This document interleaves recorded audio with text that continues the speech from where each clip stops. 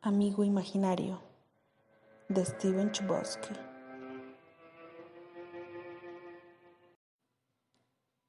Parte 2. Los sueños se hacen realidad. Capítulo 7. Mary Catherine era culpable. Eso no era nada nuevo. Se había sentido culpable desde su primera clase de catequesis con la señora Radcliffe, hacía más de 10 años. Pero esto era realmente malo. No podía creer que hubiera permitido que se saliera tanto de control. La ley claramente establecía que los chicos no podían manejar solos después de la medianoche. Eran las 11:53 p.m. y estaba mínimo a 10 minutos de su casa. ¿Cómo permitió que pasara eso? Acabas de conseguir tu licencia. ¡Qué estúpida eres!, se regañó.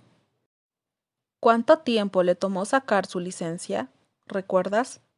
Tuvo que rogarle a su madre, simplemente para que se lo mencionara a su padre. Luego, cuando al fin su mamá reunió el valor necesario para echarse un par de cajas de vinos blancos y tener la conversación, ambas tuvieron que hacer labor de persuasión durante semanas para que su papá aceptara siquiera un permiso de conducir.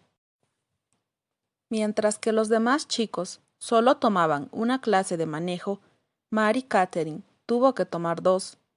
Mientras que los demás padres dejaban que sus hijos manejaran por la calle McLaughlin Run hacia el centro comercial, y por qué no, también por la ruta 19. Mary Catherine seguía atrapada en el estacionamiento de la iglesia, ni siquiera el amplio estacionamiento de Holy Ascension. Estaba atrapada en Street Joseph.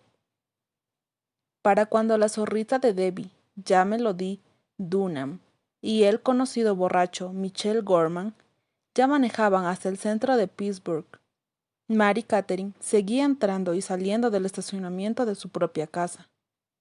«Hola, Virgen María», le decía Debbie en el vestidor de la escuela. «¿Me darías un aventón a mi estacionamiento?» Mary Catherine estaba acostumbrada a que los chicos le pusieran apodos. Entre más devota la chica, más fervorosos los insultos. Solía decir su madre, cuando Mary Catherine no lograba contener las lágrimas, con el consejo de siempre de aguantar lo que venga. Pero Debbie Dunham era lo peor. Tratándose de cristianos, ella le iba a los leones. Así que cuando Mary Catherine se graduó de la secundaria católica y entró a la preparatoria pública, la transición le resultó lo más complicada. A fin de cuentas, ser un verdadero creyente no es un camino fácil en un mundo de opción múltiple. Lo bueno de la culpa católica es que funciona en ambos sentidos. Las calificaciones perfectas de Mary Catherine, que nunca faltara clases, los créditos extra, cuando ya tenía 99, y un puntaje altísimo en los exámenes de admisión para la universidad, terminaron por ganarse a su padre. Al final, incluso él tuvo que admitir que tenía a la hija más responsable que un hombre podría desear. Le permitió hacer su examen de manejo. Le fue excelente, gracias a Dios. Y cuando su licencia llegó por correo, se veía hermosa en la foto. Sintió culpa, porque la vanidad es un pecado, pero se le pasó rápido, porque tenía 17 años y tenía su licencia. Estaba en el último año de preparatoria. Iba a aplicar a Notre Dame. La vida estaba llena de infinitas posibilidades de libertad. Tenía que llegar a casa antes de la medianoche, porque si no, lo iba a arruinar todo. El reloj anunciaba las 11:54 p.m. «Carajo», dijo, y de inmediato se persignó.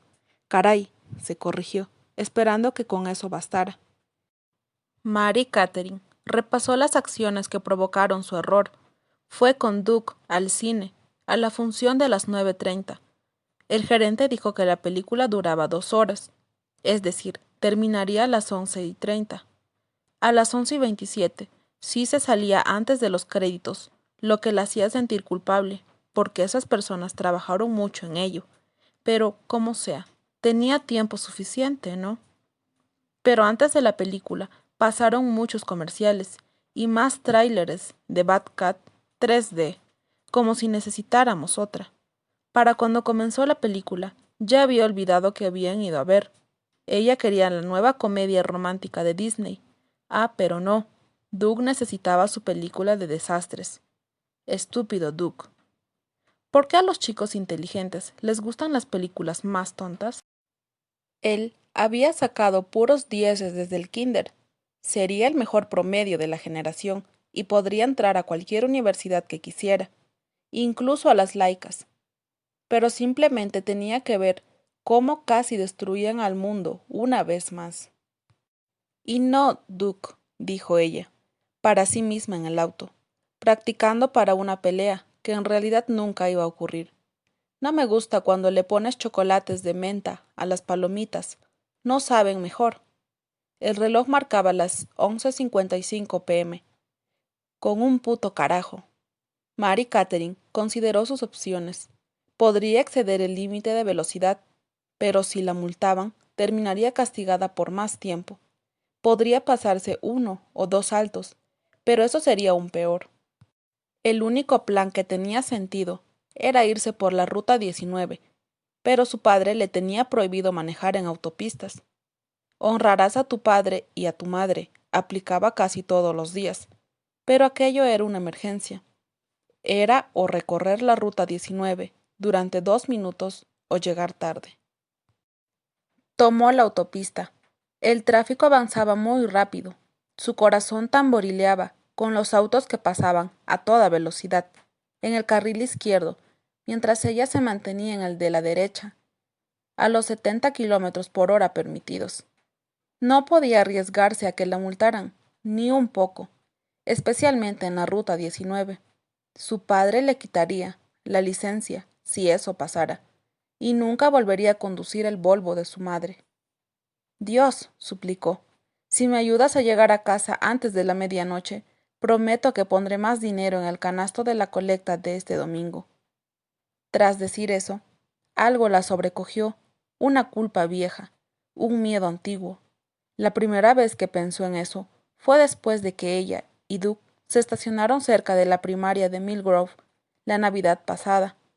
Se estaban besuqueando, y de la nada Doug le tocó el seno izquierdo, por encima del suéter, pachón, que su abuela le había dado.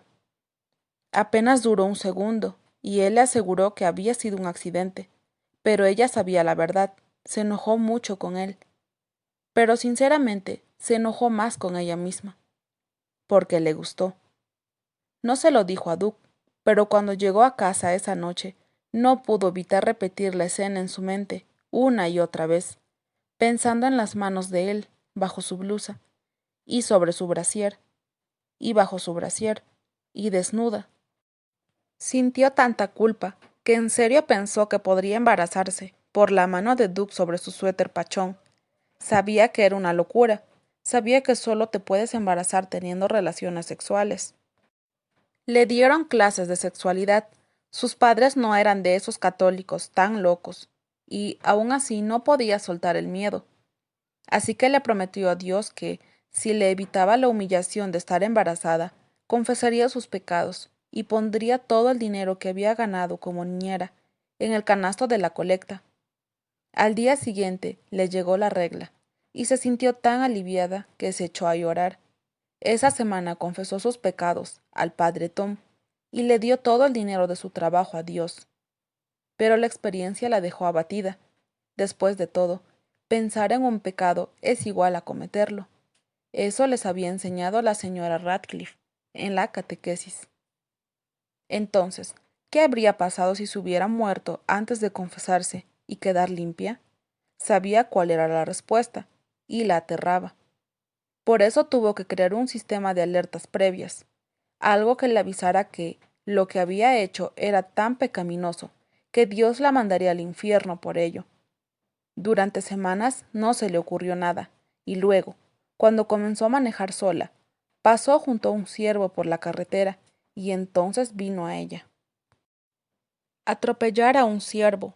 Dios, dijo, si me voy a ir al infierno, haz que atropelle un ciervo con mi auto. Sabía que sonaba como una locura, pero el acuerdo le quitó el miedo de inmediato. Se prometió no decírselo nunca a nadie, ni a su madre, ni a la señora Radcliffe, ni al padre Tom, ni siquiera a Duke. Era un trato privado entre ella y el Creador.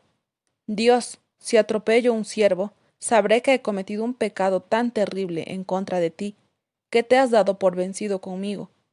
Esto me dará tiempo para enmendarme. Lamento haber disfrutado que me tocara el suéter. No me tocó el seno. Lo lamento mucho. 11:57 p.m. Lo repitió una y otra vez. Lo repitió tanto que se volvió una especie de ruido de fondo, como esos partidos de básquetbol que su papá sintonizaba en la radio de su estudio, mientras construía sus barcos en miniatura, o la aspiradora de su madre, que mantenía los tapetes impecables. 11:58. Salió de la autopista y tomó la calle McLaughlin Run. La luna estaba pálida y oscura. Mantuvo los ojos muy abiertos. Había muchos ciervos por ahí, especialmente desde que el señor Collins comenzó a talar una parte del bosque de la calle Mission para construir su nuevo desarrollo inmobiliario. Por eso tenía que ser extra cuidadosa. 11:59 p.m. Su corazón latía deprisa y su estómago se puso tenso. Estaba a 2 minutos de casa. Si no aceleraba, llegaría tarde. Pero si aceleraba, un ciervo podría lanzarse contra su auto. La única otra opción era pasarse el último alto en la cima de la colina. Desde ahí podía ver a los ciervos a casi 50 metros. El bosque estaba lejos de la calle, o sea, que podría pasarse el alto y librarla. 12, medianoche. Era el momento. Tenía que elegir, pasarse el alto y dejar a tiempo, o seguir las reglas, llegar tarde y ser castigada. Dios, por favor, dime qué hacer, dijo con su voz más humilde y suplicante. Y entonces, de repente, tuvo una sensación. Hundió el freno y se paró en seco. De no haberlo hecho, no habría mirado sobre la colina y no habría visto al niñito que salía del bosque, cubierto de tierra y famélico. Esa carita que estaba en los afiches de niños desaparecidos por todo el pueblo. Si se hubiera pasado el alto, no lo habría visto. Y definitivamente lo habría matado con su auto. Capítulo 8. Christopher, dijo una voz. ¿Christopher? El niño tenía frío. Había una sábana sobre él, delgada y rasposa como de hospital. Christopher, ¿no escuchas? Continuó la voz. El niño abrió los ojos, pero le dolían como al salir de una película por la tarde. Miró a su alrededor con los ojos entrecerrados y vio las figuras de algunos adultos. Había un doctor. No podía ver su rostro, pero su estetoscopio se sentía como hielo sobre su pecho. Está recuperando el color, comentó el médico. ¿Me escuchas, Christopher? El niñito entrecerró más los ojos y encontró a su madre, borrosa por la luz. Sintió su mano tibia y suave sobre su frente, como cuando se enfermaba. Aquí estoy, cariño, dijo su madre, y la voz se le quebró un poco. Christopher intentó hablar, pero las palabras se atoraron en su garganta, seca. Cada vez que intentaba tragar saliva, la sentía como lija. Si nos escuchas, mueve un dedo del pie, cariño, le pidió su madre. Christopher no supo si lo movió o no. Casi no podía sentir los dedos de sus pies.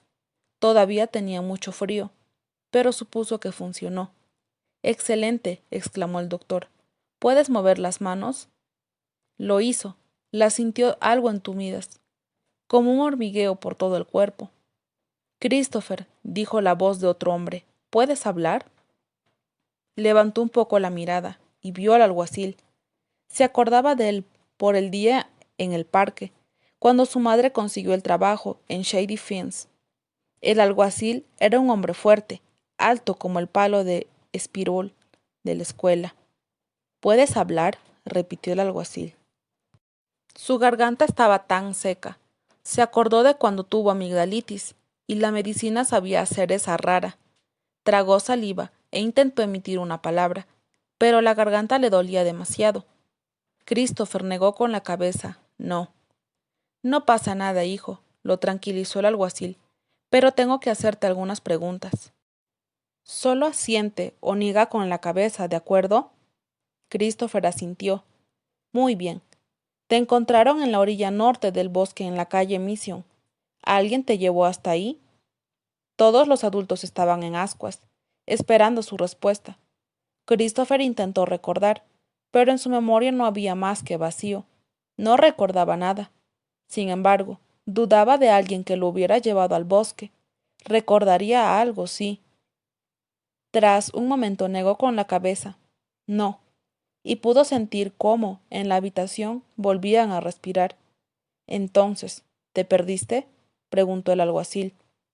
Christopher pensó con gran esfuerzo, como cuando estaba practicando su lectura. Si nadie se lo llevó, seguramente se perdió. Eso tenía sentido. Asintió. Sí, se perdió. El doctor cambió el frío estetoscopio por unas manos ásperas y regordetas. Revisó las extremidades y articulaciones de Christopher, y luego puso un velcro para medir la presión en su brazo flacucho. Christopher temió que más adelante le pidieran que orinara en un vasito.